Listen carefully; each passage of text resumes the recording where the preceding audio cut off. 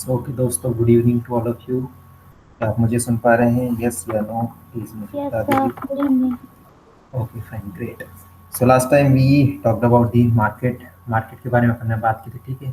Market chain के बारे में अपन ने बात की थी कि किस तरह से चेन होती है पूरी, ऊपर से लेकर आखिरी तक, और उसमें कौन कौन से प्रोड्यूसर वगैरह होते हैं और ट्रेडर वगैरह होते हैं। और राइट, सो आज हम बात करने वाले हैं दोस्तों कि भाई जो एक शर्ट बनती है, 9 चैप्टर है जो शर्ट बनती है, ठीक है। जो अपन शर्ट पहनते हैं, तो स्टार्ट से लेके, फ्रॉम द स्टार्टिंग पॉइंट से लेके एंड तक, स्लाइड दिख रही है ना सब लोगों को? Yes, sir. Yes, sir. Okay great. So जो मार्केट में शर्ट आती है, ठीक है, तो शर्ट क्या डायरेक्ट है सुपर मार्केट से आप लेके आते हो? तो क्या आपको लगता है कि सुपर मार्केट में ही शर्ट वगैरह बनती है? Of course not sir. क्यों? क्योंकि सर शर्ट बनने के लिए जो रॉ मटेरियल वगैरह की नीड होती है, जो रॉ मटेरियल की नीड होती है, वो मिल में प्रोड्यूस नहीं की जाती, ठीक है। रॉ मटेरियल वगैरह तो कहाँ से? कॉटन से आएगा, और कॉटन कौन प्रोड्यूस करता है? फार्मर, राइट है। So starting from the initial point, that is the farmer, से लेके जो लार्जर ट्रेडर रहता है, वहाँ तक की अपन प्रोसीजर देखेंगे, राइट है। और अपन ये भी देखेंगे कि भाई साहब, स्टार्ट से लेके आखिरी तक जो पूरी मार्केट की चेन रहती है, उसमें कौन से व्यक्ति को ज़्यादा पैसा मिलता है, अर्थात प्रॉफिट किसको ज़्यादा होता है और सबसे कम किसको होता है। ऑल राइट है। तो ये शर्ट है, ये कॉटन वगैरह है, ये सारी चीज़ होती है, अपन सारी चीज़ इसमें देखने वाले हैं फटाफट, ठीक है। किसी को समझ में ना हो, उस समय आप मुझे हैंड रेज कर सकते हैं, बोल सकते हो माइक ऑन करके, अदरवाइज माइक ऑफ ही रखना। सो देखिए, करनूल, करनूल एक जगह का नाम है, आंध्र प्रदेश में। तो दोस्तों, आपने हिस्ट्री में पढ़ा होगा, specially in the ancient history, कि कुन्नूल एक ऐसी जगह है जहाँ पर सबसे पहले ऐश, आग, आग जो होती है, वहाँ की जगह कुछ राख जिसे बोलते हैं, ठीक है, वहाँ पे कुछ अवशेष वगैरह मिले थे वहाँ के, ठीक है। तो सबसे पहले माना जाता है कि जो प्री हिस्टोरिकल एज वगैरह होती है, राइट है, उस समय जो भीमबेटका वगैरह वगैरह भी होती है, मध्य प्रदेश वगैरह वहाँ की जगह, तो कुछ साइट से के नाम है। तो उनमें उनमें से एक साइट है, उसका नाम है कर्नूल, वहाँ की जगह आग वगैरह पाई जाती है, तो सबसे पहले यहाँ पे मिली थी। अगर क्वेश्चन आता है तो कर्नूल टिक कीजिएगा। खैर, ये उसका टॉपिक था, मैंने आपको बता दिया। Any coming to the point. तो देखिए दोस्तों, पहली बात तो ये कि कॉटन आपने देखा होगा, जो कपास अपन कहते हैं, ठीक है। महाराष्ट्र, मध्य प्रदेश और उत्तर प्रदेश वगैरह में पाया जाता है, ठीक है, स्पेशली मध्य प्रदेश में और महाराष्ट्र में, राइट। सो पहले तो आपको पता होना चाहिए कि बहुत ही फर्टाइल जमीन की आवश्यकता होती है, ठीक है। वहाँ से ये बीज वगैरह अपन लगाते हैं, सीड जिसे अपन कहते हैं, यहाँ लगाते हैं, इसके बाद में ये बड़ा होता है।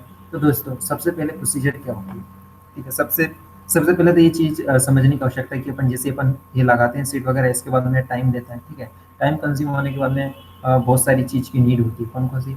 जैसे कि भाई साहब, पेस्टिसाइड की आवश्यकता होगी, कुछ कीड़े वीड़े लग गए तो। फिर फर्टिलाइजर की आवश्यकता होगी, ठीक है। यूरिया वगैरह देते हैं ना, डीएपी वगैरह, यूरिया वगैरह जिसे अपन खाद बोलते हैं, खाद बीज, इसकी नीड होगी। फिर अपन इसमें डालते हैं, फिर इसके बाद में अपना जो कपड़ा पौधा बनता है। पौधा बनने के बाद में दोस्तों, जो ये रहता है कपास, जब बस्ट हो जाता है, मतलब जो फूल जाता है, निकल जाता है, ठीक है, एकदम खिल जाता है, सारे जितने भी जो रहते हैं इसके बस्ट वगैरह एकदम पूरी तरीके से ओपन हो जाते हैं, फिर इसको निकालना पड़ता है यहाँ से, ठीक है। तो दोस्तों, इसको पिकिंग जिसको बोलते हैं, पिकिंग कॉटन बोलते हैं, कॉटन को निकालना है, ठीक है। इसमें भी टाइम की आवश्यकता होती है, और साथ ही साथ एक लेबर इंटेंसिव वर्क होता है। लेबर इंटेंसिव मतलब है कि लेबर की बहुत ज़्यादा जरूरत होगी, क्योंकि हर एक पेड़ में इतने इस तरह के जो बस्ट रहते हैं, इस तरह के जो गुल बोलते हैं जिसको, ये डिफरेंट डिफरेंट रहते हैं, और हर एक गुल को अपने हाथों से निकालना पड़ता है। तो इसको बोलते हैं इंटेंसिव, लेबर इंटेंसिव क्रॉप होती है। ऑलराइट दोस्तों। सो ये सारी चीज़ होने के बाद में अब क्या होता है दोस्तों, कि लेट्स से कि अपन ने अब सारी चीज़ कर ली, फर्टिलाइजर वगैरह वगैरह सब जोड़ लिया, एक्सपेंसिव वगैरह सब देख लिया, कल्टीवेशन सब कुछ हो गया, ठीक है। लेकिन दोस्तों, क्या होता है, जो वेज मिलता है ना लेबर को, या फिर जो फार्मर वगैरह, उसको बहुत कम मिलता है। उसका रीज़न क्या है, मैं आगे बताऊंगा आपको। अभी इतना समझिए कि जो फार्मर होता है, जो प्रोड्यूसर होता है, उसको बहुत ही कम प्रॉफिट होता है। क्यों होता है दोस्तों? अपन स्टेप बाय स्टेप समझने की कोशिश करेंगे। पहली बात है कि ट्रेडर क्या होता है। Trader sell the cotton at the Kurnool cotton market. Kurnool street जगह का नाम है। वहाँ से कोई फार्मर है, कपास वगैरह निकालता है, और कपास ले जाकर वो एक मार्केट में बेचता है। फिर बेचने के बावजूद दूसरा होता है गिनिंग मिल, जहाँ की जगह मार्केट, जो मार्केट रहती है, वहीं पे एक मिल होती है जहाँ की जगह कपास को खरीदा जाता है। फिर तीसरी चीज़ होती है, एक दूसरी मिल होती है। तो इस मिल में क्या करते हैं, कपास जो रहता है, रुई जिसे बोलते हैं, और अंदर जो रहता है सीड, जो कपास है इसके अंदर सीड रहता है, तो सीड को अलग निकाल लेते हैं और जो रुई रुई बचती है उसको अलग निकाल देते हैं, ठीक है। सो इसको बोलते हैं ग्रीनिंग, जो मिल रहती है, removal of the seeds, right है। और जो कॉटन बचता है, ठीक है, जो कॉटन एकदम प्योर वाला बचता है वहाँ पे बच जाता है। तो इसका नीचे तो ये बात हुई। फिर चौथी बात क्या होती है, स्पिनिंग मिल बाइज दी, जो नो बेल्स, बेल्स मतलब वही धागा वगैरह, मतलब ये धागा बनने से पहले जो कपास अलग हो जाती है रुई, ठीक है, ये खरीद लेते हैं। फिर इसके बाद में जो जो रुई रहती है वो एक तीसरा बंदा, पांचवा बंदा खरीदता है, ठीक है, जो रहता है स्पिनिंग मिल वाला, मतलब जो बुनने वाला घुमाने वाला कॉटन वगैरह होता है, उसको किसमें बनाता है ये, या यान में, मतलब ये धागा बनता है, क्या बनता है ये, धागा बनता है, ठीक है। ये पांचवी प्रोसेस हो गई। फिर छठी प्रोसेस जो मिल वगैरह होती है, अब ये होती है स्पिनिंग मिल एंड सिल्दी यान, जो यान हो गए मतलब जो धागा हो गया, वो कोई डीलर को बेचेगा, ठीक है। वो जो डीलर होगा ना भाई साहब, वो डीलर क्या करेगा, फिर कपड़े को बनाएगा, उसके पास हैंडलूम वगैरह कुछ हो सकता है, या फिर वर्कर वगैरह हो सकते हैं, वो उनको देखा और उनसे बोलाया कि भाई साहब देखिए इतने सारे मेरे पास धागा है, इसके आप कपड़े बनाए। तो ये सारी प्रोसीजर होती है, इसके बाद में फाइनल एक शर्ट बनता है, right. Let us see one by one. सुना हियर, पता क्या दोस्तों, क्या जैसे कि एक मार्केट होता है तमिलनाडु में, एक वर्ल्ड का बहुत ही फेमस मार्केट होता है वहाँ की जगह। तो उस मार्केट के आसपास में क्या होता है दोस्तों की, जैसे अपन ने मार्केट की बात की, तो उसके आसपास के लोग भी होती है कि आ जाते हैं, वीकली मार्केट है या बाई वीकली है, मतलब 2 वीक में एक बार लगता है वो, तो आसपास के सारे लोग वहाँ पे आते हैं, ठीक है। तो ये कपास का एरिया है, तो वहाँ की जगह शर्ट वगैरह है, वो सारी चीज कपड़े वगैरह इनकी ज्यादा विक्रेता होगी, ठीक है, वहाँ पे खरीदे बेचे ज्यादा जाएंगे, ठीक है। सो को एक एक इंडिविजुअल कस्टमर भी आता है अपने जैसा, और एक डीलर भी आता है जिसको बहुत सारा एक साथ चाहिए, ठीक है, जैसे 200 शर्ट एक साथ चाहिए, फिर उसको और कहीं किसी जगह भेजना है, जो अपन ने लास्ट टाइम बात की थी। तो इस तरह की चीज इस मार्केट में होती है, ठीक है। और दोस्तों ये भी होता है कि अब जो वीवर रहते हैं, मतलब बुनने वाले रहते हैं ना, बुनने वाले जिनको कपड़े वगैरह बुनते हैं, शर्ट वगैरह बुनते हैं, ठीक है, वो भी जाते हैं मार्केट से, धागा खरीद के ले आते हैं और अपने घर पे क्या करेंगे, कपड़े बनाएंगे। या तो फिर कोई डीलर जाएगा, वो पूरा का पूरा धागा का धागा बंडल ले आएगा, लेट से 100 या 200 शर्ट बनवाना है उसके लिए धागा ले आएगा वो डीलर, और फिर डीलर डिस्ट्रीब्यूट कर देगा, अलग अलग लोगों को दे देगा, और इनको बोलेगा कि चलो भाई आप इतनी शर्ट बना के दो इस धागे, इसमें इतनी शर्ट आप बना के दो, इतनी शर्ट आप बना के दो, ठीक है। तो इस तरह से डीलर वगैरह भी वहाँ की जगह से परचेसिंग वगैरह भी ये सारी चीज होती है, ठीक है। तो यहाँ कपड़े भी खरीद सकते हैं यहाँ की जगह से, इस मार्केट से, और कपड़े के साथ साथ अपन धागे वागे भी खरीद सकते हैं, डिपेंड करता है कि आप किस तरह के कस्टमर है। तो ये सारी चीज होती है, ये सारी आप चीज देख सकते हो, आप जाते हो तो मार्केट में दिखाते करें भाई साहब एकदम कॉटन का ले चाहिए सिर्फ 200 रुपये में, ठीक है, एकदम मस्त भरी ये कॉटन वॉटन के कपड़े वपड़े सारी चीज देखिए, तो ये चीज आपको देखने को मिलती है, आप मार्केट में जाते हैं तो एकदम पॉइंट। सो अब होता क्या है दोस्तों कि जो मर्चेंट वगैरह होता है ना, मर्चेंट मर्चेंट डिस्ट्रीब्यूटर रहता है, ठीक है। सो क्या होता है कि जो वीवर रहता है, ठीक है, जैसे कि वीवर का मतलब है कि जो बुनने वाला, कपड़ा बुनने वाला जो भाई साहब रहते हैं, ठीक है, और एक मर्चेंट डिस्ट्रीब्यूटर रहता है। तो लेट्स से कि ये व्यापारी है, ये व्यापारी को जितना कपड़ा चाहिए, ठीक है, लेट्स से कि उसको कपड़े ही चाहिए डायरेक्ट है, तो कपड़ा मार्केट से खरीद के ले आएगा। लेकिन ये चाहता है कि नहीं मैं धागे खरीद के लाऊं और फिर धागे के बाद में मैं कपड़े बनवाऊं, तो वो क्या करेगा, जो वीवर रहेगा ना, उनसे पहले से तो ये है कि मतलब उनको पहले तो बोलेगा, उनको हायर करेगा कि भाई साहब आपको इतने कपड़े बनाना है, ठीक है। दूसरी बात क्या करेगा, वो जो व्यापारी है ना, वो तीसरी जगह या चौथी जगह बात करेगा कि भाई साहब आपको कितने कपड़े चाहिए, ठीक है, लेट्स से इसको चाहिए भाई 200 नग चाहिए, इसको भी 200 नग चाहिए। तो ये डीलर ने इनसे डील कर ली पहले, और फिर इनकी नीड के अकॉर्डिंग जो व्यापारी है बड़ा वाला मर्चेंट वाला है, वो वीवर से बात करेगा और इन वीवर्स को बोलेगा, जो मतलब जो कपड़े बुनने वाले हैं उनको बोलेगा कि भाई साहब 200 नग हमको चाहिए, और 3 लोग हैं, 600 नग हमको चाहिए, इसके लिए आप काम कीजिए। ऑलराइट। सो तो क्या हुआ भाई साहब, जो वीवर है ना, जो वीवर जो बनाने वाला, कपड़ा बनाने वाला बंदा है ना, उसको धागा कहाँ से मिल रहा है, व्यापारी से, मर्चेंट से मिल रहा है। बात को समझ रहे हो आप। सो क्या होता है कि and supply him the cloth, जो रहता है बंदा मर्चेंट रहता है, वो इनको इनको मतलब इनको वीवर को क्या करता है, धागा सप्लाई करता है। वो जो वीवर होता है धागे से कपड़ा बना के फिर जो क्लॉथ होता है वो इस डीलर को देता है, अर्थात इस व्यापारी को देता है। बात समझ में आई आपको। तो अब देखिए, देखो इसमें बहुत सारी चीजें होती है दोस्तों।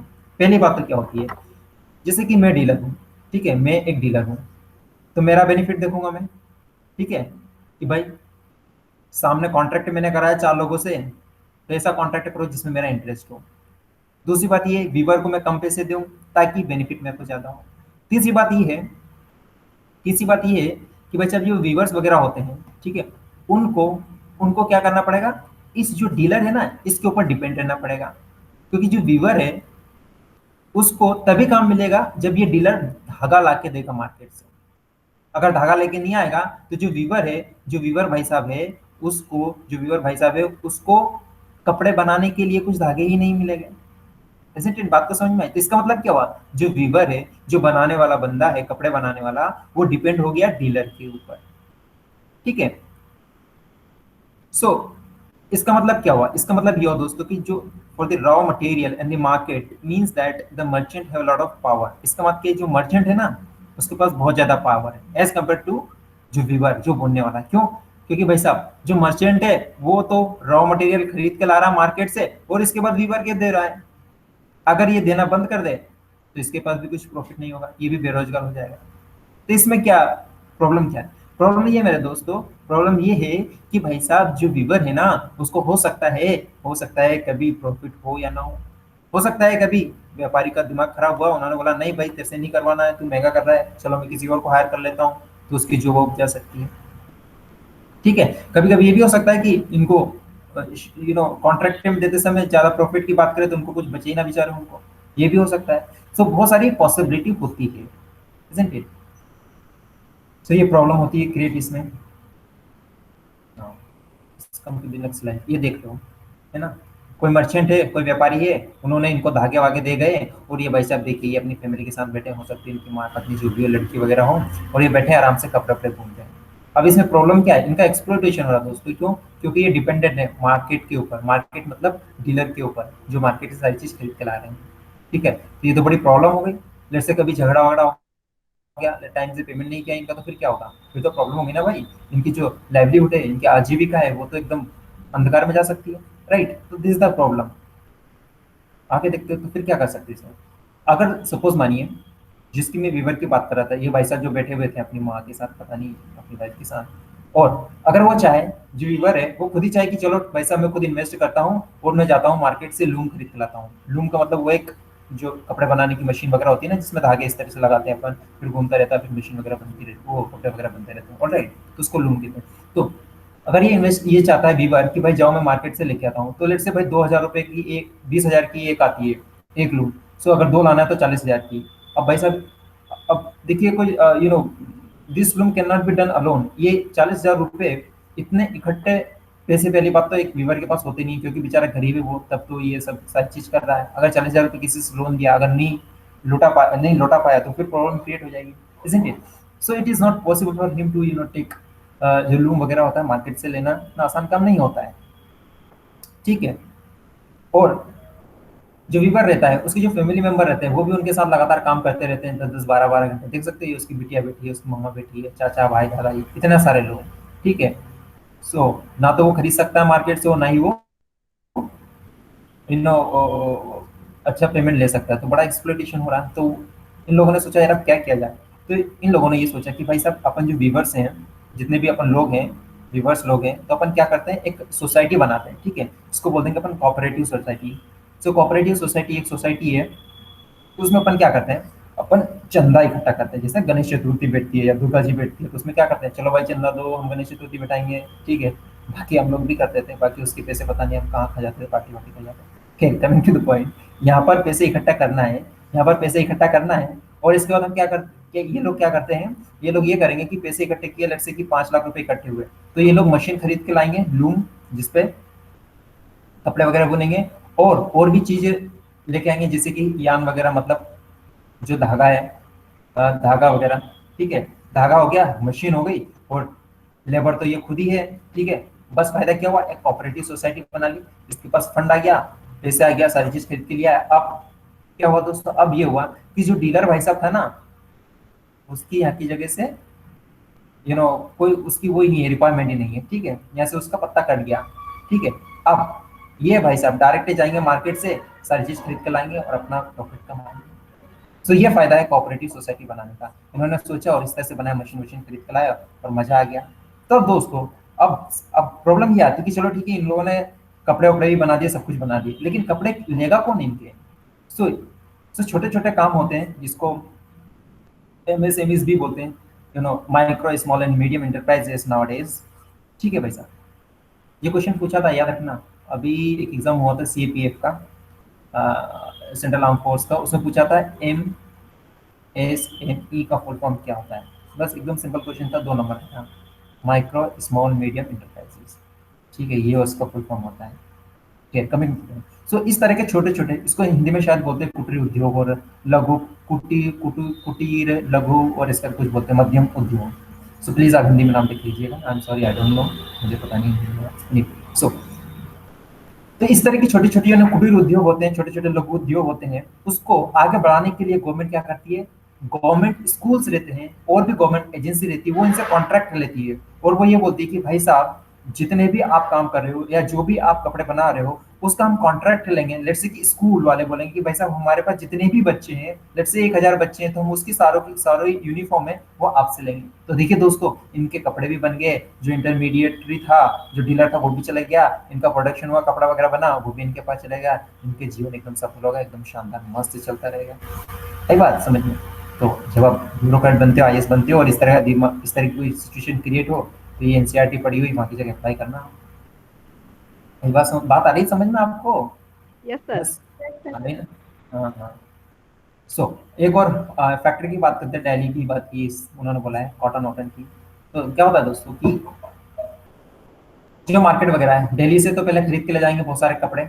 ठीक है, कपड़े वगैरह ये मैंने आपको शुरू में बता दी, चेन ऑफ मार्केट वगैरह अपन कहते हैं।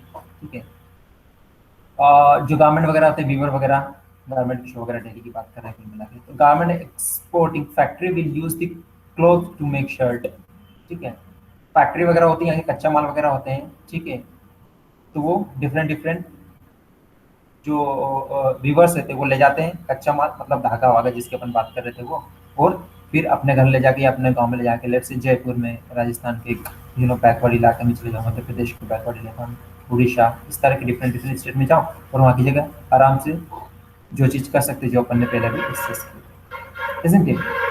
साथ ही साथ ये कि दोस्त, जो शर्ट वगैरह होती है ना, उनको एक्सपोर्ट कर सकते हैं, मतलब एक्सपोर्ट हिंदी में क्या बोलते हैं, तो होता है निवेश आवेश, पता नहीं क्या बोलते हैं। एक्सपोर्ट मतलब ये है कि एक अपने देश से दूसरे देश में अपने जो गुड्स एंड सर्विसेज रहती है उसको प्रोवाइड करना। ठीक है, और एक होता है इम्पोर्ट। इम्पोर्ट करना मतलब बाहर की चीज़ों को अपने अंदर, अपने देश में लेके आना, खरीदना, अपने देश के लोगों के द्वारा बाहर की चीज़ों को खरीदना, उसको बोलते हैं इम्पोर्ट। या फिर जैसे अपन बोलते हैं एयरक्राफ्ट मिसाइल वगैरह हम लेके आते हैं, तो क्या बोलते हैं, इसको इम्पोर्ट करते हैं। लेकिन अपने देश से दूसरे देश में अगर जा रही है तो उसको बोलते हैं एक्सपोर्ट।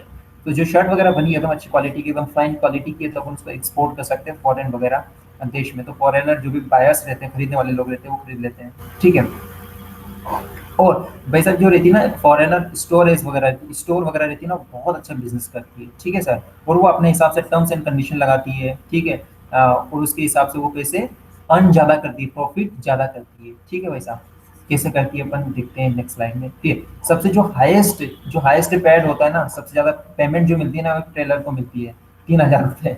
ये भी बहुत कम है, लेकिन सारे वर्कर्स में, आप बाकी के दूसरे लोगों को हो सकता है उनको 1500 मिल रही है, किसी को 1000 रुपये पर मंथ मिल रही है। तो ये हाईएस्ट पेड है, सिर्फ 3000 रुपये पर मंथ है। और जो महिला होती है उनको तो मैंने आपको पहले ही बताया कि दोस्तों, महिला का तो काम तो होता है, बहुत सारा काम होता है, जैसे कि थ्रेड रहता है, मतलब धागा जिसको कटिंग वटिंग करना, बॉटिंग वाला रहता है, जो बटन वगैरह लगाना उसका काम रहता है, आयरन करना, प्रेस करना, पैकेजिंग करना, ये सारा काम रहता है। ठीक है, लेकिन या तो उनका वेज होता ही नहीं है, मतलब उनको सैलरी मिलती नहीं है, और मिलती है तो एकदम नेग्लिजिबल मिलती है। ठीक है, क्योंकि महिलाओं का काम का कुछ इंपॉर्टेंस दी नहीं जाती, डी वैल्यूड, याद आया? डी वैल्यू, डबल बर्डन, इस तरह की चीज़ याद नहीं, कुछ याद आना चाहिए आपके दिमाग में। तो ये चीज़ होती है दोस्तों। अब बात करते हैं दोस्तों अपन ने कि देखिए, चलो अच्छी बात है एकदम, मर्चेंट वर्चेंट कोई बोलता है कि भाई सर तुम अपना देखो, वीवर ने बोल दिया भाई हमने अपना धंधा वंधा खोल लिया, तुम अपना देख लो। So now coming to the point, ये शर्ट की अपन बात करते हैं। लेट्स से कि 300 रुपये में ये शर्ट को परचेज की गई है, किसने खरीदी है? लेट्स से कि फॉरेन यूएसए के कोई एक, USA the United state of America का एक बायर है, लेट्स से डोनाल्ड ट्रम्प जी ने ये शर्ट को खरीदा और अपने स्टोर रूम में ले गया। ठीक है, सो स्टोर रूम में खर्चा करने के लिए लेट से 200 रुपये आ गए।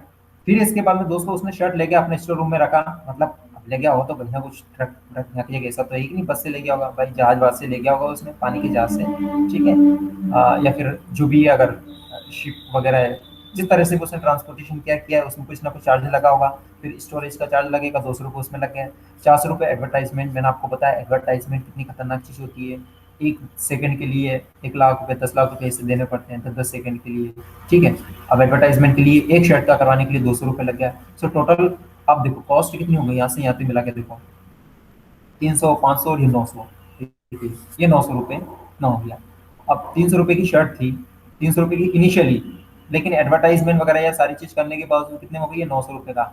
और अब पता नहीं मान ले जाके 2000 में बेचे या फिर 1500 में बेचे, वो डिपेंड करता है उनकी टर्म्स एंड कंडीशन में। तो सबसे ज़्यादा प्रॉफिट किसको होगा दोस्तों? अरे मेरे दोस्त, सबसे ज़्यादा प्रॉफिट किसको होगा? ऑफकोर्स इस बंदे को होगा जो यहाँ से खरीद के ले गया, वहाँ के इतने फालतू ये लाभ लाभ लाभ टैक्स वैक्स लगा लगू के, और एकदम 900 रुपये की शर्ट कर दी। मतलब प्रॉफिट तो 900 रुपये का हुआ, तो मतलब उसने ये सारी चीज़ कैलकुलेट किया उसने, 400 रुपये तो ये हुआ। अरे अरे हम सी सेट की बात है एकदम, देखो भाई साहब, 400 रुपये तो ये हो गया, 200 रुपये स्टोरेज के हो गए, और 300 रुपये में उसने खरीदी, टोटल कितना हो गया? 900 रुपये, ठीक है। ये 900 रुपये ई है, और 900 रुपये अगर वो प्रॉफिट कमा रहा, लेट से 900 रुपये प्रॉफिट कमा रहा, तो कितने बेचेगा वो? 1800 रुपये में। समझ में आ रहे हो? तो इस तरह की चीजें होती है जिससे कि बहुत ज्यादा प्रॉफिट उनको मिलता है। तो सबसे ज्यादा प्रॉफिट किसको होता है सर? हुगे हिंदी, सबसे ज्यादा प्रॉफिट किसको मिलता है? देखिए सर, मार्केट प्रोड्यूसर वगैरह होता है, कॉटन से लेके बायर तक अपन देखा, सुपर मार्केट है ना, बाइंग सेलिंग हर एक स्टेज पे होता है ना। मैंने बताया था यहाँ से लेके ऊपर से लेके नीचे तक, यहीं से बाइंग सेलिंग होती है ना, एक खरीदता है एक बेचता है, फिर एक खरीदता है एक बेचता है, खरीदता है एक बेचता है, खरीदता बेचता खरीदता बेचता। तो आखिरी आखिरी में जो खरीदने वाला बंदा रहता है वो कौन रहता है? आप और मैं, एकदम normal person. We are the normal person, common people, ordinary people. आइस बन जाओगे तब ऑर्डिनरी नहीं हो जाओगे, स्पेशल पर्सन बन जाना। कमिंग टू द पॉइंट ना, मार्केट एंड इक्वालिटी का अपन बात करते हैं दोस्तों। आपने जैसा कि देखा, जो फॉरेनर बिजनेसमैन है उसको सबसे ज्यादा ह्यूज प्रॉफिट होगा, सबसे ज्यादा, क्योंकि वो मार्केटिंग मार्केटिंग करेगा, फिर अपना ब्रांडेड वगैरह टैग वैग लगा देगा। अभी मैं आपको बताऊंगा ब्रांडेड वगैरह की, जो ब्रांडेड शूज वगैरह, शर्ट टी शर्ट नाइकी वाइकी, ये सारी चीज होती है। इनके बहुत सारे पैसे वैसे देने पड़ते हैं, इसके बाद में शर्ट वगैरह खरीद के लाते हो, क्या होता है मैं बताऊंगा नेक्स्ट चैप्टर में। कमिंग टू पॉइंट सी, तो कहने का मतलब ये कि बिजनेसमैन को सबसे ज्यादा प्रॉफिट होगा, ठीक है दोस्तों, है ना। एंड कम्पेयर टू जो गारमेंट शॉप, गारमेंट वाला खरीद के लाता है, ठीक है, मॉडरेट प्रॉफिट होगा इसको। फिर इसके बाद में जो अर्निंग, जो काम वगैरह करते हैं उनको और भी कम होगा, जो फैक्ट्री में करते हैं वो वाले वर्कर्स वगैरह उनको काम होगा, उनको तो इतने पैसे मिलेगा जो कि अपना 2 दिन की रोटी खा ले पी ले, बस अपनी फैमिली के साथ ले ले, रह ले, भी बच्चों के साथ रह ले, हो गया काम, बस इतने पैसे उनको मिलेगा, ज़्यादा मिलेगा नहीं। साथ ही साथ लेकिन आप देखते हैं दोस्तों कि जो स्मॉल कॉटन, जो सबसे ज़्यादा सबसे कम प्रॉफिट होगा वो किस होगा? फार्मर को होगा, जो किसान है, फार्मर होगा उसको होगा, ठीक है। क्योंकि बेचारा वो रात दिन काम करता है, 24 घंटे पानी निकालना है, कभी खाद लेने के लिए जाना है, कभी ईद भी आ गई है तो कभी दवाई देना है, तो कभी कुल पार्ट हो रहा है, ये सारी चीज निकालता है। लेकिन इतनी मेहनत करने के बावजूद भी सर उसको बहुत ही कम प्रॉफिट, लेट से 200 रुपये का, मतलब क्या ही है 200 रुपये का, तो इतनी चीजें उनको मिलती है, ठीक है। तो इसलिए दोस्तों मार्केट में एकदम फेयर प्राइस नहीं मिलती, बराबर प्राइस नहीं मिलती है, और यही कारण है कि दोस्तों आज किसान वगैरह इतनी खतरनाक तरीके से प्रॉफिट कर रहे हैं। फिर बात चल रही आज के पेपर में आए, 2 बात तो मान गए, लेट से अभी मोदी जी की गवर्नमेंट मानती भी नहीं। Everyone, so not everyone gain equally, तो दोस्तों सभी को, मैंने आपको एग्जांपल दिया, हर एक व्यक्ति बराबर इक्वली प्रॉफिट मिलता ही नहीं है, ठीक है, इन दी मार्केट। लेकिन डेमोक्रेसी बोलती है कि भाई सबको वेज और ये सारी चीजें एकदम बराबर मिलना चाहिए, लेकिन मिलती नहीं है। मिलनी चाहिए लेकिन मिलती नहीं है। टाइम से आया करो यार क्लास में, आना है तो, नहीं तो फिर इतना लेट क्यों आते हो? ठीक है। दूसरी बात, अपन मार्केट की बात करें तो मार्केट में जो चेन रहती है उसमें क्या रहता है, शुरू से लेकर आगे तक हर एक स्टेज पे बाइंग सेलिंग होती है, तो हर एक व्यक्ति को एक जैसा प्रॉफिट नहीं होता है दोस्तों, ठीक है। सबसे ज्यादा प्रॉफिट किसको होता है? जो बिजनेस में रहता है उसको। सबसे कम प्रॉफिट होता है वो किसको होता है? फार्मर को। लेकिन होना कि क्या चाहिए रियलिटी में? इसको होना चाहिए कि इस बंदे ने बहुत मेहनत वगैरह हर चीज की, लेकिन दिक्कत क्या होती है दोस्तों, ये स्टोरेज के, एडवर्टाइजमेंट के, और बहुत सारी चीज के पैसे यहाँ पे लग जाते हैं, ट्रांसपोर्टेशन भी इंक्लूड कर लो उसमें। तो इसके बाद में यहाँ तक जाती है, और इसके बाद में अपने हिसाब से टर्म्स एंड कंडीशन लगते हैं, इसलिए इनको बहुत ज़्यादा प्रॉफिट हो जाता है, ठीक है। डेमोक्रेसी में बोलते हैं कि भाई सबको फेयर वेज वगैरह सारी चीज मिलना चाहिए, but in reality it doesn't happen. So ये भी बोलते हैं कि भाई काम करने की अपॉर्चुनिटी वगैरह वो सबको मिलना चाहिए, ठीक है। और दूसरी बात, सबसे महत्वपूर्ण बात तो ये है, जो बड़े पैसे वाले पैसे रहते हैं, रिच पर्सन रहते हैं, उनको मैक्सिमम अर्निंग होती है फ्रॉम द मार्केट। क्यों? क्योंकि भाई साहब अपने एग्जांपल देखा था कि अगर हैंडलूम आपको खरीद के लाना है, लूम खरीद के लाना है, एक गरीब व्यक्ति की तो औकात ही नहीं कि वो खरीद के ले आए, तो बड़ा व्यक्ति खरीद के लाएगा और बड़े बड़े कॉन्ट्रैक्ट लेगा और इसमें यूज प्रॉफिट कमाएगा। ये भी एक दुख भरी कहानी है, क्या कर सकते हैं, नहीं खरीद सकते। कॉन्ट्रैक्ट वगैरह वाली चीज़ करना चाहिए जिसका अपन ने, सॉरी, कोऑपरेटिव सोसाइटी वाला अपन ने एग्जाम्पल डिस्कस किया, इजंट इट? सो दोस्तों, कहने का तात्पर्य ये कुल मिला है कि जो पुअर लोग रहते हैं ना, गरीब लोग रहते हैं, उनका एक्सप्लॉइटेशन अंततः होना ही है। क्यों? क्योंकि वो ना तो अच्छे से अपना काम कर सकते, क्योंकि उनको काम के लिए जो रिच पर्सन रहते हैं, पावरफुल पर्सन रहते हैं, उनके ऊपर डिपेंड रहना पड़ता है इन डिफरेंट डिफरेंट सिनेरियो। कभी लूम के लिए, कभी धागे के ऊपर, कभी पेमेंट के ऊपर, कभी जैसे बेटी की शादी आ गई तो शादी के पैसे के लिए, कभी बेटा पढ़ रहा है तो उसकी एजुकेशन के पैसे के लिए। सब कुल मिला के इसी का एक्सप्लॉइटेशन होगा और इसके बदले में इनको 10-10, 12-12, 15-15 घंटे काम करना पड़ता है। एक बहुत अच्छा कोटेशन है कि पॉलिटी में, पॉलिटिकल साइंस आप पढ़ोगे तो उसमें आता है कि poors are made to be exploited. गरीबों को भगवान इसीलिए बनाया जाता है कि उनका शोषण हो, शोषण हो। और होता भी है, देखते भी आप, पॉलिटिकल आइडियोलॉजी है ये। खैर अगर ये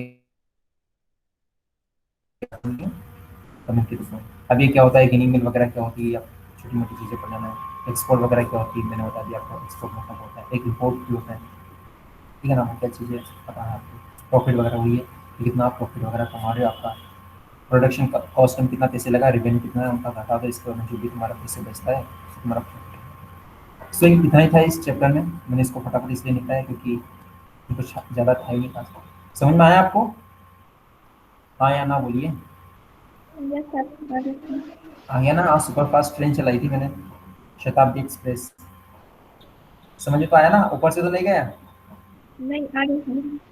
आ गया, चलो गुड वेरी। सो मैं अभी एक और दूसरी स्लाइड, मतलब नेक्स्ट चैप्टर शुरू कर रहा हूँ, आधा घंटे में वही फिनिश कर देंगे क्योंकि ज़्यादा बड़ा है नहीं। सो जस्ट सेकंड वेट, एक सेकंड के लिए आप वेट कीजिए।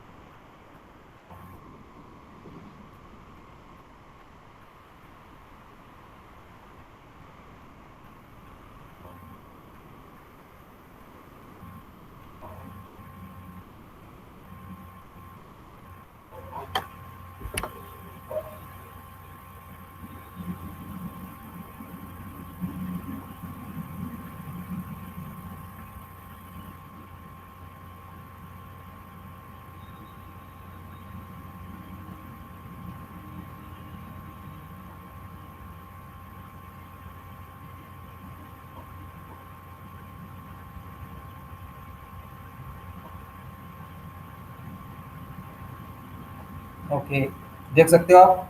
स्लाइड दिख रही है आपको? Yes sir. Okay good. So दोस्तों, ये एनसीईआरटी में अपन ने बहुत सारी चीज़ पढ़ी, मूवमेंट वगैरह हुआ, सारी चीज़ हुआ, कपड़े के बारे में बात करी अपन ने, इकोनॉमिक की कुछ टर्म्स वगैरह, ये सारी चीज़ पढ़ी है, right? So now last chapter, that is 10th वाला चैप्टर है, 7th की एनसीईआरटी का। इसमें स्ट्रगल फॉर इक्वालिटी की बात की गई कि इसमें कौन कौन से ऑर्गेनाइजेशन है, उन्होंने स्ट्रगल किया इक्वालिटी के लिए, राइट? तो दोस्तों, यदि आप देखते हो, हिस्ट्री को उठाकर देखते हो, तो बहुत सारे एग्जांपल्स आपको मिलेगा जो कि जस्टिस के लिए और इनइक्वालिटी को इरेडिकेशन करने के लिए, मतलब इनइक्वालिटी को हटाने के लिए बहुत सारे लोगों ने बहुत मेहनत की, बहुत स्ट्रगल किया, और साथ ही साथ जस्टिस पाने के लिए भी लोगों ने बहुत ही मेहनत की। एग्जाम्पल आप को लेना चाहिए, तो बहुत सारे एग्जांपल्स हैं, लास्ट टाइम अपन ने पढ़े थे कौन कौन से, वो भी आगे स्लाइड में है, लेकिन उसमें डिस्कस करूँगा तो ज़्यादा बेटर रहेगा, ठीक है? साथ ही साथ ये है कि दोस्तों, अडल्ट जो होते हैं अपन, अडल्ट मतलब 18+ समथिंग, मतलब जिनको वोट देने का अधिकार होता है, ठीक है? तो अपने भारत देश में अपन खुश नसीब, खुश फॉर्चुनेट है कि हमको शुरू से ही राइट टू वोट मिला है। लेकिन बहुत सारी कंट्री में जगह राइट टू वोट नहीं मिला था, बाद में इंट्रोड्यूस किया था 1970s 80s में समथिंग, ठीक है? नेपाल तो ऐसा एग्जाम्पल है जिसमें कि अभी मोनार्की वगैरह है। 1984 2015 में एक नया कॉन्स्टिट्यूशन बना, 2006 में एक कॉन्स्टिट्यूशन बना, मोनार्की से डेमोक्रेसी गया, राइट टू वोट वगैरह सारी चीज़ें थी, फिर वापस 2015 में कॉन्स्टिट्यूशन बना, फिर इसके बाद में वापस अभी और कुछ क्रिंग विंग चल रहा है, पार्लियामेंट भंग वगैरह कर दी केपी कोहली जी ने अपने, ठीक है? नेपाल के प्रधानमंत्री केपी कोहली जी। कोलिजी नॉट कोलिजियो, सॉरी। सो और ये भी बात आपने सुनी होगी कि भाई साहब पावर ऑफ वोट होती है, power over the ballot box, मतलब जो उसकी बैलेट बॉक्स होता है ना भाई साहब, वोट, उसकी पावर बहुत खतरनाक होती है भाई साहब, बंदूक बंदूक की नौक होगी उससे भी ज़्यादा होती है, क्योंकि वो अच्छे अच्छे को प्रधानमंत्री से चाय वाला बना देता है और चाय वाले को प्रधानमंत्री बना देता है। ये वोट की ताकत होती है आपको। सो आपने सुना होगा दोस्तों कि वन वोट वन पर्सन, ठीक है। पर दोस्तों ये मोस्ट ऑफ द पीपल के लिए लागू नहीं होता था, अपने हिंदुस्तान में भी और बाहर के देशों में भी। If you talk about this, if you talk about the pre modern history और pre independence era, let's say before the 1947, तो बताओ सब लोगों को वोट देने का अधिकार था? नहीं सर, कुछ ही लोगों को, विमन को बिल्कुल नहीं था। और बहुत सारे लोग थे जिनको देने का अधिकार था ही नहीं कुल मिला के। कुछ लोग थे जैसे कि जिनके पास प्रॉपर्टी है, कोई एडवोकेट है, कोई वकील है, कोई पढ़े लिखे लोग हैं, उनको देने का अधिकार था। लेकिन आफ्टर 1947 इसके बाद काफ़ी लोगों को, काफ़ी क्या सभी लोगों को वोट देने का अधिकार मिला, क्योंकि उस समय हम आज़ाद हो गए थे। ठीक है, तो इस तरह के स्ट्रगल वगैरह डिफरेंट डिफरेंट देशों में होते रहते हैं और होते रहे हैं इतिहास में। अपन पढ़ेंगे और 9th क्लास में अच्छे से आगे मैं बताऊंगा उसमें कि किस तरह से अफ्रीका में था। कमिंग टू द पॉइंट, अपन ने जैसा कि पढ़ा है दोस्तों की जो प्राइवेटाइजेशन वगैरह है जो हेल्थ सर्विसेज वगैरह में है, ठीक है। और जो प्राइवेटाइजेशन होता है हेल्थ सर्विस में एकदम, तो जो गरीब लोग हैं वो तो प्राइवेट जो हॉस्पिटल्स वगैरह हैं उसमें जा ही नहीं पाएगा, ठीक है। और दूसरी बात ये कि गवर्नमेंट वगैरह है वो जो गवर्नमेंट हॉस्पिटल वगैरह है उनको नेग्लेक्ट करती है, उसमें डॉक्टर वगैरह को अपॉइंटमेंट नहीं देती, नर्स वगैरह नहीं लगाती, इक्विपमेंट वगैरह ये सारी चीज़ की आवश्यकता होती है, लेकिन वो करते नहीं हैं, ठीक है। सो दिस टाइप की चीज़ें होती है एक तरह से, ठीक है। इस तरह से भी अपने को बहुत स्ट्रगल या फिर मूवमेंट वगैरह करने की आवश्यकता होती है, वो करते हैं लोग, ठीक है। सो दोस्तों होता है रिपोर्ट्स टू जो प्राइवेट हेल्थ सर्विसेज वगैरह होती है, ठीक है। प्राइवेट हेल्थ सर्विस पे अगर उसमें इलाज अपने को करवाना है तो बहुत पैसे की आवश्यकता होती है, लेकिन हर एक व्यक्ति की इतनी औकात नहीं होती कि वो प्राइवेट हॉस्पिटल में जाए और इलाज कराए, ठीक है। सो इनक्वालिटी का रीजन बहुत सारे हो सकते हैं। एक तो हो सकता है लैक ऑफ रिसोर्सेज, आपके पास पैसे वैसे कुछ भी नहीं है, ठीक है भाई साहब, तो आपके पास पैसे नहीं है, आप आपकी फैमिली थोड़ा सा आपकी लोकेलिटी में जाइए तो ही आपको पता चल जाएगा। आपके पास पैसे हैं तो आसपास के लोग बोलेंगे वाह जी आइए, शर्मा जी आइए, रिंका जी और किडिंग विंग लोग आइए, आपके बहुत स्वागत है। आपके पास पैसे नहीं है तो आपके रिलेटिव से वही बोलेंगे अच्छा अरे इसका क्या ही काम है, उसका फोन आया चलो बाद में बात करते हैं। और पैसे है तो अरे भाई साहब को फोन आया बात करो। This is situation, it happens, that's reality, that reality harsh reality. Coming the point, बात ये दोस्तों कि इनइक्वालिटी जो होती है, अपन ने बहुत सारे एग्जांपल्स दिए और वहाँ देखा कि एग्जिस्ट करती है, इनइक्वालिटी होती है वहाँ एग्जिस्ट करती है।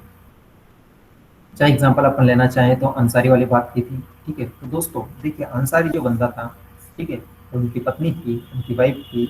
सो उनकी पत्नी जी और ये दोनों रेंट डिपार्टमेंट वगैरह लेने के लिए गए थे, तो उनके पास पैसे की कोई कमी नहीं थी, रिसोर्सेज की कोई कमी नहीं थी, लेकिन उनके साथ डिस्क्रिमिनेशन हुआ दोस्तों, अपन ने पढ़ा। क्यों? Just because of the religion. वो एक डिफरेंट रिलीजन से थे। तो जो अपार्टमेंट वगैरह देने वाले थे उन्होंने बोला कि नहीं भाई साहब हमें इस जो इन तरह के लोग, मतलब इनडायरेक्टली बोला था कि आप मांस मछली वगैरह या फिर मीट वगैरह खाने वाले लोग अलाउ नहीं करते। So finally they were denied, उनको डिनाइड किया गया, राइट। सिमिलरली बात अपन ओम प्रकाश वाल्मीकि की बात की थी भाई साहब, उसने खुद की अपनी बुक की क्या की जूटन, उसमें बताया कि भाई साहब मेरे साथ किस तरह डिस्क्रिमिनेशन हुआ। तो यहाँ की जगह तो भाई साहब किस क्या रीजन था, लेक ऑफ रिसोर्सेज भी था, और दूसरी बात क्या थी, दूसरी बात लेक ऑफ सॉरी यहाँ पे किसकी बात थी, किसके कारण डिस्क्रिमिनेशन हुआ था, कास्ट के कारण, क्योंकि वाल्मीकि ही was coming from backward class, that is SC. So इसलिए उनके साथ डिस्क्रिमिनेशन हुआ, इजंट इट। तीसरी बात ये विमेन के साथ ही बहुत ज़्यादा डिस्क्रिमिनेशन होता है। क्यों? क्योंकि अपन ने अभी बात की सर उनका हुआ पहुंचा उसको डीवैल्यूड किया जाता है, उनकी बात उनके काम को इतनी वैल्यू नहीं दी जाती, डबल बर्डन होता है, ठीक है।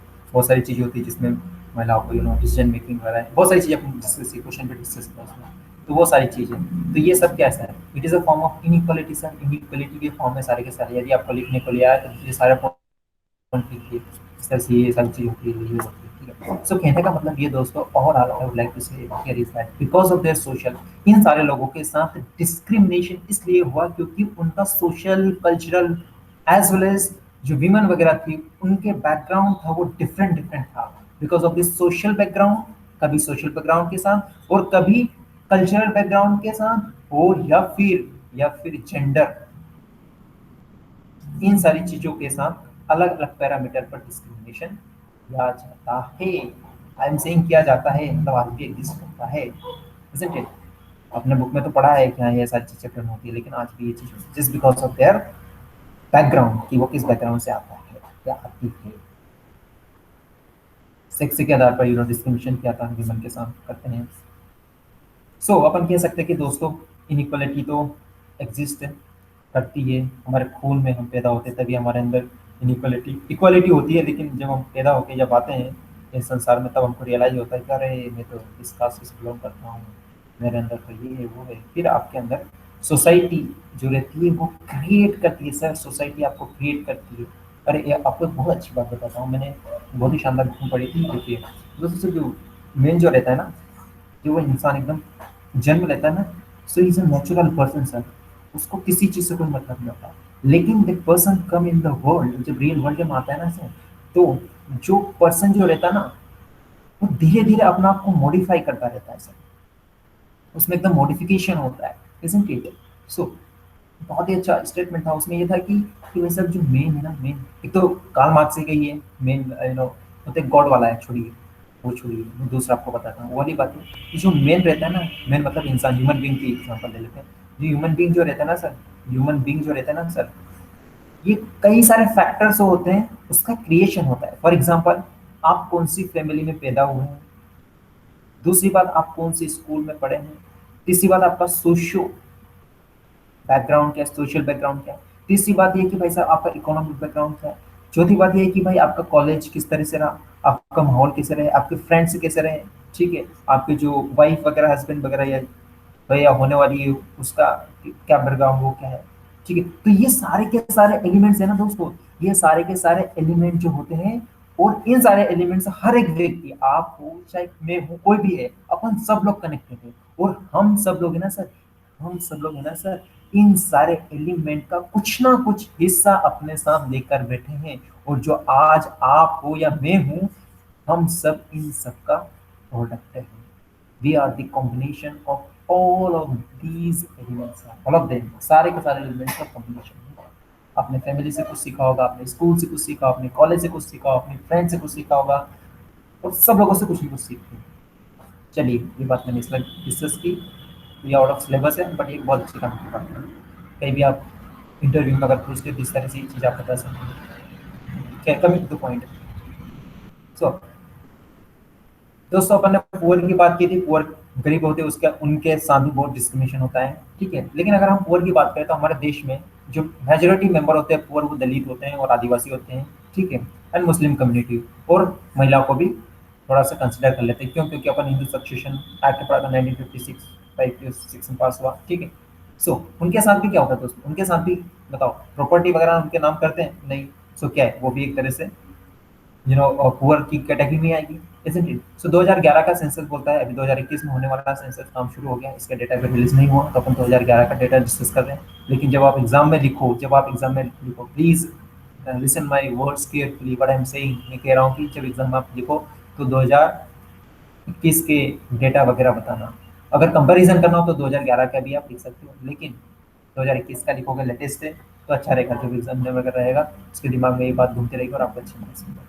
तो 2011 के डेटा के अनुसार भाई साहब 48% होती है वो वीमेन होती है, ठीक है। मुस्लिम होता है वो 14% होते हैं, और जो एससी पॉपुलेशन है वो 16% और 16 पॉइंट समथिंग, और एसटी पॉपुलेशन ये है। सो इसका कॉम्बिनेशन वगैरह सारी चीज़ें, तो दोस्तों वीमन और ये सारे तुम अगर मिलाओगे तो मोर देन 75 के आसपास जाएगा, 70% से ही, तो इज ग्रेटर देन 70% से ही ज़्यादा जाएगा, ठीक है। तो मोस्ट ऑफ द पीपल होते हैं वो क्या होते हैं, गरीब होते हैं, वो कौन कौन सी कास्ट या कौन कौन सी कैटेगरी से बिलोंग करते हैं, दलित होगा या मुस्लिम कम्युनिटी होगी या फिर ट्राइबल होगा, ठीक है, ये सारे लोग आते हैं।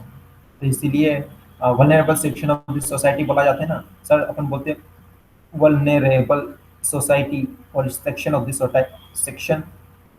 सोसाइटी। इसका मतलब क्या होता है, इसमें सारे 3 4 5 चीज इंक्लूड हो जाती है सर, बहुत सारी चीज़ होती है, ये एक ही स्टेटमेंट है, एक ही शब्द है समझ लो, लेकिन इसमें 3 4 चीज इंक्लूड हो जाती है।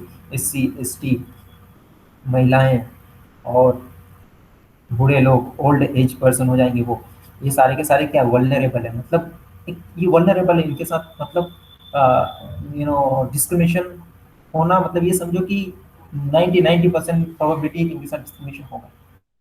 तो इनको बोलते हैं वल्नरेबल सेक्शन। इनके साथ ये शोषण होने की कैटेगरी में आते हैं, मतलब शोषण इनके साथ हो सकता है कभी भी। तो इसीलिए बोलते हैं वल्नरेबल सेक्शन के लिए हमने स्कीम्स वगैरह बनाई हैं, गवर्नमेंट बोलती रहती है, चिल्लाते तो रहते हैं पॉलिटिशियन वगैरह, हमने ऐसा किया वैसा किया, हमने कुछ नहीं किया, कुछ तो करते हैं, ऐसी कोई बात नहीं है। स्ट्रगल फॉर द इक्वलिटी की अपन बात करते हैं तो दोस्तों देखिए, अगर पूरे वर्ल्ड की अपन क्या, एवरी कम्युनिटी होती, विलेज होती, सिटी होती, तो भाई साहब कहीं ना कहीं किसी भी कोने में, किसी भी देश के किसी भी कोने में कहीं ना किसी फॉर्म में इनइक्वालिटी एग्जिस्ट करती ही है, करती ही है। चाहे वो कलर के आधार पे हो, चाहे वो जेंडर के आधार पे हो, चाहे वो पैसे के आधार पे हो, चाहे नेशनलिटी के आधार पे हो, कुछ भी पैरामीटर होगा, लेकिन वहां पर इनइक्वालिटी होगी ही सोसाइटी में सर। सिर्फ इक्वालिटी गॉड के पास हो सकती है, भगवान के पास हो सकती है। And God is nothing but idea. God मतलब ये नहीं बोल रहा हूँ भगवान राम या अल्लाह, अल्लाह मसीह। गॉड मतलब idea. Plato says that God is God, God is idea. What is idea? Idea is nothing but outcome of the dialogue. खेल ये पॉलिटिकल साइंस में चले गया हूँ, ये बात समझने की भी नहीं है, आपको सिर्फ इसलिए बता रहा हूँ कि गॉड का मतलब होता है एब्सोल्यूट आइडिया। तो कहने का मतलब ये दोस्तों कि इनइक्वालिटी सोसाइटी में एग्जिस्ट करती ही है। अगर नेचुरल लोग रहेंगे ना, जब कोई इक्वालिटी नहीं होगी ना, सो सर मतलब ना कोई क्राइम होगा ना कुछ नहीं होगा, एकदम शांत से रहेंगे लोग, एंजॉय करेंगे, चिल करेंगे, चिल आउट करेंगे मस्त है। आईएएस की तैयारी भी नहीं करेगा कोई, मतलब क्या ही करना है, इक्वालिटी में सब समान ही तो है, आईएएस बन के तो क्या ही होगा, कुछ तो नहीं होगा। है। लेकिन अपन एक बहुत ही इनइक्वालिटी सोसाइटी में रहते हैं, तो सारी चीज़ करना पड़ेगा, करते हैं। कमिंग टू द पॉइंट कि बिकॉज ऑफ देयर राइट, मतलब पॉइंट यहाँ पे ये था कि दोस्तों, if you will find that there are some people well known, बहुत सारे लोग हैं जिनको बहुत ही रिस्पेक्ट मिलती है। क्यों मिलती है भाई साहब? पहला रीजन तो ये हो सकता है कि वो इक्वालिटी के लिए उन्होंने बहुत ही संघर्ष किया है, बहुत ही तत्पर रहते हैं इस चीज के लिए। या फिर दूसरी बात ये हो सकती है कि दोस्तों वो सारे लोगों को एकदम समान भाव से देखते हैं, चाहे महिला हो, चाहे एसटी हो, चाहे ओबीसी हो, जनरल हो, कोई भी कैटेगरी का बंदा हो, उसको एक ह्यूमन बीइंग की टेंडेंसी से देखेंगे, ना कि एक कम्युनिटी या फिर एक कास्ट के पर्सपेक्टिव से देखेंगे। ये दो चीज हो गई है, ठीक है भाई साहब। और तीसरी चीज क्या हो सकती है? विकास दुबे मतलब बंदूक से कह रहा है भाई चल मेरे साथ, इक्वालिटी के साथ व्यवहार करने का तरीका, कनपटी में बंदूक रखूंगा उड़ा दूंगा। ये चीज हो सकती है, लेकिन ये चीज लिखने लायक नहीं है, ये सिर्फ समझने लायक है। ये चीज भी एग्जिस्ट करती है in the real world, but don't write on the answer sheet.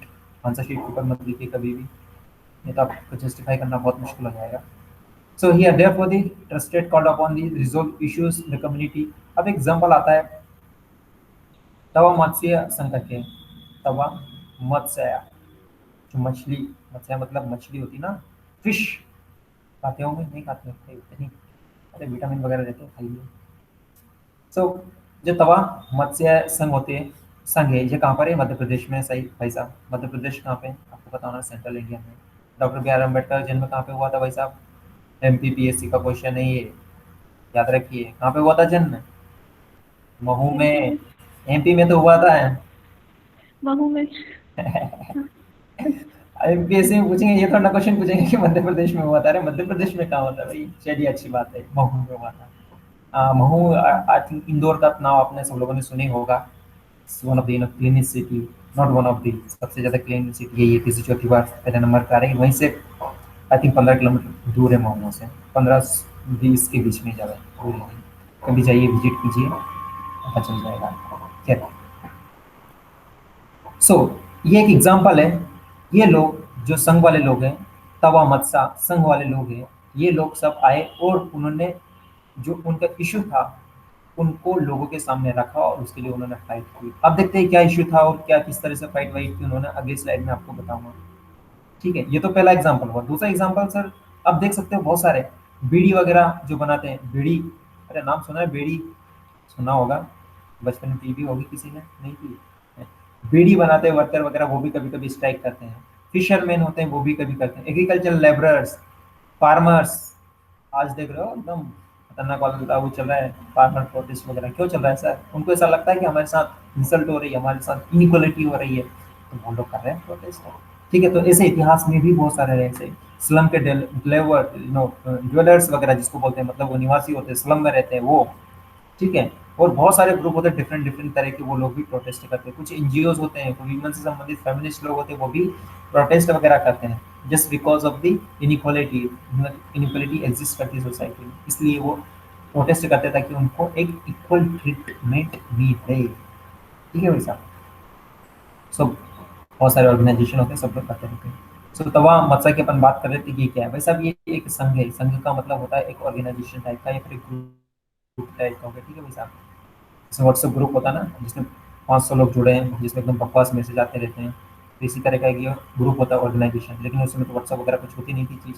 ठीक है, ये बात काफ़ी पुरानी है, उस समय की बात है, काफ़ी पुरानी मतलब क्या, 1200 की बात नहीं की है, आगे भर की बात नहीं है, अभी की बात है, 19th सेंचुरी की, 20th सेंचुरी की इनफैक्ट है, तब की एग्जैक्टली विल नो। सो एक डैम की बात है, तो भाई साहब ये तवा नदी है, का तवा नदी है मध्य प्रदेश में, जो माइकल हिल्स वगैरह होती है वहाँ की जगह, ये बैतूल जिले से निकलती है, और होशंगाबाद में वहाँ की जगह नर्मदा नदी जो रहती है उससे मिल के, हाँ हाँ, उससे आकर मिलती है नर्मदा नदी। आपको पता होना चाहिए नर्मदा नदी वो वेस्ट फ्लोइंग रिवर है, इधर बहती है, इधर इधर बहती है, काफ़ी लोग इधर बहती है, ईस्ट की साइड बहती है, बे ऑफ बंगाल में जाती है, लेकिन ये इधर अरब सी में जाती है। ठीक है, खैर ये जियोग्राफी का टॉपिक है, मैंने क्यों बताया आपको, इसलिए बताया था कि आपको याद रहे। कमिंग टू द पॉइंट, हुआ क्या दोस्तों, आगे आगे एक डैम बनाने की बात की उन्होंने, इन्होंने बात की सरकार ने, और वहाँ की जो फॉरेस्ट था और वहाँ के काफ़ी सारे लोग थे, उनको वहाँ की जगह रिलोकेट किया, और वहाँ की जगह उन्होंने बोला कि भाई साहब यहाँ पे हम सेंचुरी बनाएंगे, वहाँ की जगह हम लोगों को नहीं इंसान को रखेंगे। सेंचुरी जो रहती है भाई साहब, अब ये किसको रखते हैं? इंसान को रखेंगे भाई, जानवर को रखते हैं भाई साहब। सो अब भाई साहब पहले से ही वहाँ लोग रह रहे हैं, तो डेफिनेटली उनको अलग हटाना ही पड़ेगा। तो भाई साहब बहुत सारे लोग थे, उनको हटाया वहाँ की जगह से। ठीक है, उनसे बोला भाई जाओ आप और नहीं जाओ। ठीक है, उनके लिए नए घर बना के दिए। आपने देखे होंगे दिल्ली जैसे शहर है, इंदौर जैसे शहर बड़े बड़े, वहाँ की जगह शहर के बाहर एक बहुत पीले कलर की बिल्डिंग बनी रहती है, और उसमें बोलते हैं ये भाई डूब क्षेत्र से लोग आए हैं, इनको यहाँ पे घर दिया है। तो ये बस्ती रहती है ना, ये बस्ती ऐसे बड़े बड़े प्रोजेक्ट होते हैं, उनके कारण ही मेन रीजन ये होता है कि ये लोग यहाँ से रिलोकेट हुए, उनको यहाँ पे घर वगैरह देना है। ठीक है, इसलिए उनको बनाया जाता है। फिर गवर्नमेंट उनको सस्ते दाम पे देती है, जैसे कि 20 लाख का भी बहुत महंगा हो गया है। जैसे कि ये 5 लाख का है तो उसको 2 लाख या 2.5 लाख में दे देती है, और जो भी मुआवजा वगैरह वो देती है, कंपनसेशन वगैरह इन लोगों को। ठीक है, so most of the people होते हैं वो गरीब होते हैं वहाँ की जगह, पहली बात तो ये दोस्तों। और अर्बन में भी अगर कोई है, मतलब थोड़ा अगर अर्बन भी एरिया टच है, वो भी एकदम बिल्कुल गरीब जैसे ही रहते हैं, कुछ स्लम एरिया में रहते हैं, जो सब्जी उब्जी वेंडर वगैरह होते हैं, बेचते हैं, लेकिन कोई पैसे वाले नहीं रहते हैं। ठीक है, तो उन सारे लोगों को क्या कर दिया, एकदम रीलोकेट करना पड़ा, मतलब एक स्थान से दूसरे स्थान भेजना पड़ा, just because of this dam. क्योंकि डैम में पानी वानी सारी चीज़ रहेगी, तो उनको भगाना ही पड़ेगा ना दोस्तों। दोस्तों अब क्या हुआ, अब लोगों को रिलोकेट करके तो क्या हुआ भाई साहब, उनके बच्चों की स्कूल थी वो तो डिस्टर्ब होगी होगी, क्योंकि उनके बच्चे पहले से स्कूल जा रहे थे, अब यहाँ पे गए, यहाँ पे स्कूल फी ये वो सारी चीज़, बड़ी दिक्कत होती है दोस्तों। यहाँ तक कि आप एक सिटी से दूसरी सिटी में जाओ, भले आप जॉब कर रहे हो, फिर भी कितनी दिक्कत होती है आपको। पता चले यहाँ पे आपने फ्रिज खरीद रखा, वॉशिंग मशीन खरीद रखी, यहाँ पे एकदम टेलीविजन खरीद रखा है 50-60 हज़ार रुपये का एलसीडी। अब ये सारी चीज़ यहाँ पे लोकेट करो, लेट्स से आप जम्मू एंड कश्मीर रहते हो, फिर चले जाओ कन्याकुमारी में, पता चल जाएगा आपको कितनी दिक्कत होती है। तो यही दिक्कत इनको हो रही थी दोस्तों। डेफिनेटली क्या करोगे आप, गुस्सा करोगे, आप किस ऊपर गुस्सा करोगे? अगर आप आईएएस ऑफिसर ट्रांसफर हो गया तो आप गुस्सा करोगे, अरे ये होम मिनिस्ट्री वाले भी ना, ये राजनाथ सिंह जी, इन्होंने मेरा ट्रांसफर करवा दिया, इस तरह से बोलोगे। इस तरह से इन लोगों को बड़ा गुस्सा ही, इन्होंने बोला कि अरे यार ये तो खतरनाक लोग हैं, मतलब सर बहुत गंदी सरकार है यार, हमको रिलोकेट कर दिया। तो फिर ये क्या करेंगे, ये प्रोटेस्ट करेंगे वैसा, और क्या करेंगे? तो बस एक रिजर्वायर है तवा तवा रिवर का, तो यहीं पे प्रोटेस्ट वगैरह वो शुरू करेंगे। शुरू किया कि वो मतलब खराबी सरी reservoir of the Tawa river. Reservoir का मतलब होता है तो पानी से भरा हुआ एकदम स्थल, बहुत बड़ा ही। ठीक है, ब्लू कलर का शानदार सीन है। मध्य प्रदेश आइए तो विजिट कीजिए कभी, बहुत अच्छा है।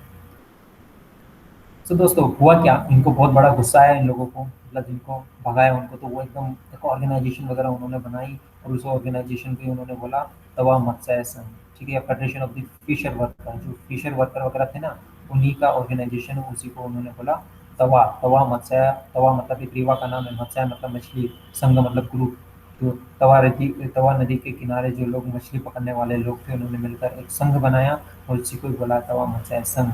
और a federation of the fisher workers corporation and organisation fight for their right.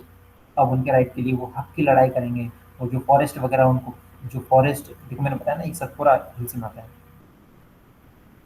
Madhya Pradesh में, ठीक है। वो इन सब के लिए लड़ाई करेंगे भाई, हमको कैसे लोकेट कर सकते हो, इतनी मुहिम बहुत सारी चीज़ें। सॉरी, महादेव हिल से होती है छिंदवाड़ा वगैरह, वहाँ की जगह से ये डिस्ट्रिक्ट है। वैसे ये रिवर है, सॉरी रिवर का नाम है तवा रिवर है, वो फ्लो होती है बैतूल जिले से, ठीक है। और नर्मदा नदी को ज्वाइन करती है होशंगाबाद। सो तवा डैम, अब बात करते हैं जो डैम है सर, वो बनना कब से शुरू हुआ? 1958 में। मैं बोल रहा था ना, अभी की बात है, 20वीं सेंचुरी की, अकबर के ज़माने की बात नहीं है। तो 1958 में काम शुरू हुआ और कंप्लीट हुआ सर 20 साल बाद। अगर 20 ऐड करोगे तो कितना आएगा? 1978 में ये बना वैसा, ठीक है, अच्छी बात है। अब इतना बड़ा डैम बना, मेरे को बताइए दोस्तों, ये नदी एकदम फ्लो हो रही है, ये यहाँ पे आसपास के लोग रह रहे हैं, यहाँ पे अगर डैम बनाया तो करना था, तो आसपास का जितना भी एरिया रहेगा सर, यहाँ पे कितना पानी आ जाएगा, तो आसपास के सारे लोगों को रिलोकेट करना पड़ेगा कि नहीं? आपको सर करना पड़ेगा, सबको भगा दिया बेचारों को। ठीक है दोस्तों, बहुत सारे लोगों ने छोड़ के चले गए, बाकी कुछ लोगों को पैसे मिले, कुछ लोगों को नहीं मिले, ठीक है। बहुत सारी जो ना एग्रीकल्चर जमीन थी यहाँ की जगह पैसा, अब जो गाँव छोड़ के, अपना गाँव छोड़ के शहर में गए, तो वहाँ शहर में तो भाई साहब एग्रीकल्चर जमीन तो मिलेगी नहीं, वही एग्रीकल्चर को छोड़ दीजिए, वहाँ पे जैसे वॉशरूम जैसा तो रूम मिलता है, आप डेली में जाइए, एक वॉशरूम जैसा रूम मिलता है, उसमें भी 10,000 रुपये आपको पर मंथ मांगेंगे। बताओ शहर में कैसे सर्वाइवल करेंगे वो, लाइवलीहुड बहुत ही लोगों को नीचे जाएगी उनकी। तब सो कुछ लोग थे, वो वहीं पे ही जो रिजर्वायर था, मैंने अभी आपको दिखाई वाला रिजर्वायर, इसके आसपास ही सेटल डाउन हो गए। मतलब जैसे कि 20 किलोमीटर के आसपास उसका प्रकोप था कि 20 किलोमीटर के आसपास मत हो, तो ये 25 किलोमीटर के आसपास जाके वहाँ पर सेटल डाउन हो गए, वहाँ की जगह रहने लगे, ठीक है। और कुछ फार्मर वगैरह था, वो अपनी लाइवलीहुड देखने लगे कि भाई चलो अब क्या करें, थोड़ा कोई दूसरा काम नहीं है, अपनी खेती वेती तो चलेगी, चलो मछली पकड़ो, ठीक है, और कुछ कमाओ। तो ये सारी चीज़ें उन्होंने करना शुरू कर दिया था। ये एक बहुत अच्छा डैम का सीन है, लेकिन वहाँ पे भी बहुत खतरनाक पानी होता है। क्या होता है, ये डैम वगैरह होता है, जो डैम होता है, ठीक है, ये बना एकदम अच्छा है और शानदार है।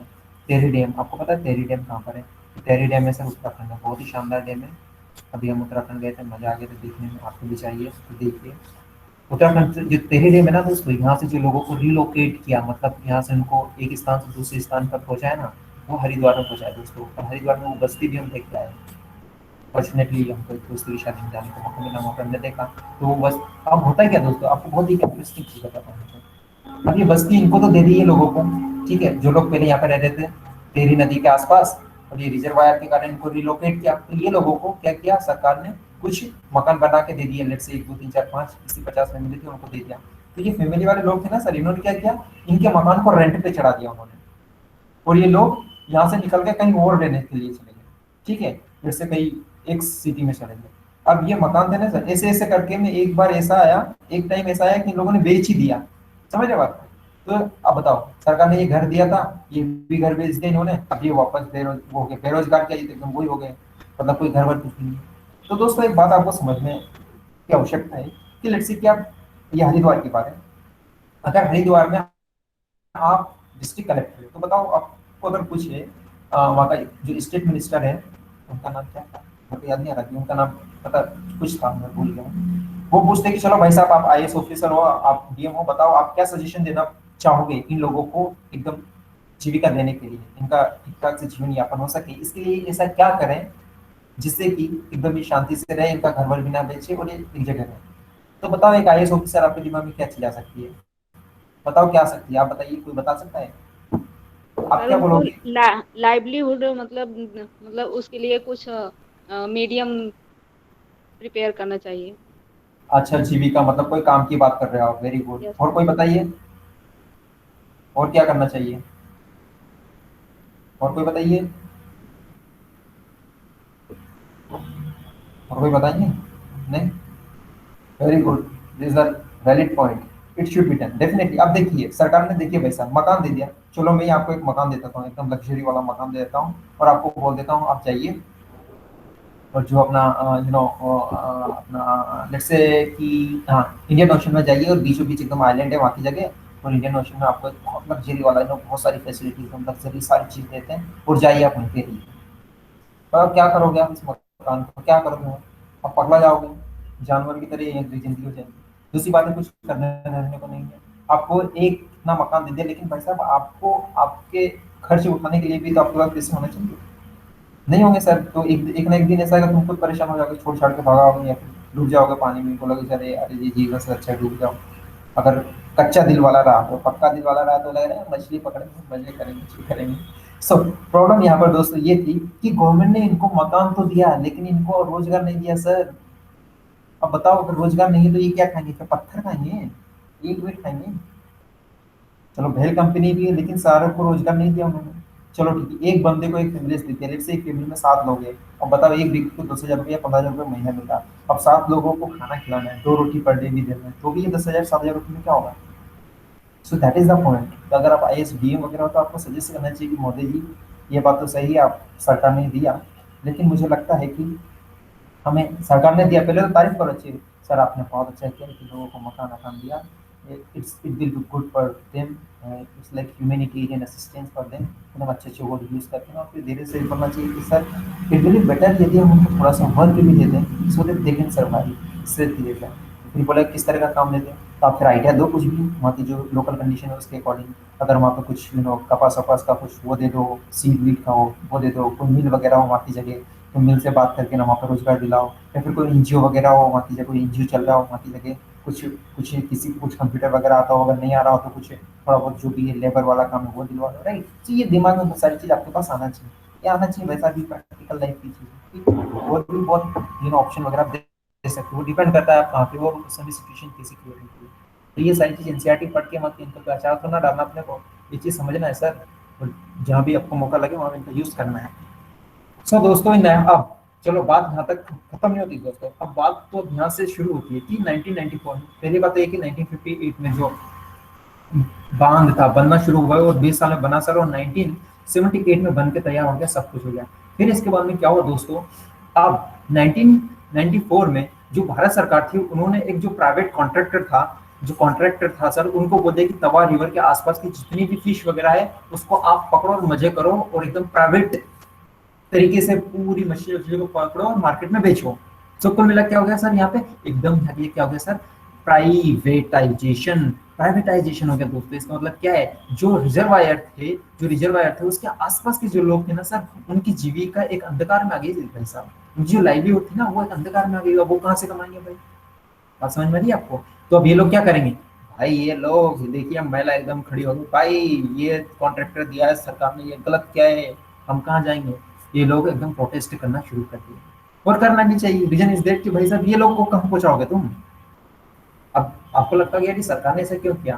दोस्तों एक इलेक्शन नाम की एक चीज होती है, ठीक है। और इलेक्शन में किसकी जरूरत होती है? फंड की, पैसे की। तो जो कॉन्ट्रैक्टर है उसने तो डेफिनेटली फंड वंड लिया है, एकदम व्हाइट पेपर पे लिया है, एकदम व्हाइट मनी से लिया, ऐसा अपने को दिखता है। लेकिन अंडर द टेबल डेफिनेटली जिस भी कॉर्पोरेट सेक्टर को, जिस भी गवर्नमेंट ने सपोर्ट किया, डेफिनेटली उसको फंड आएगा ही।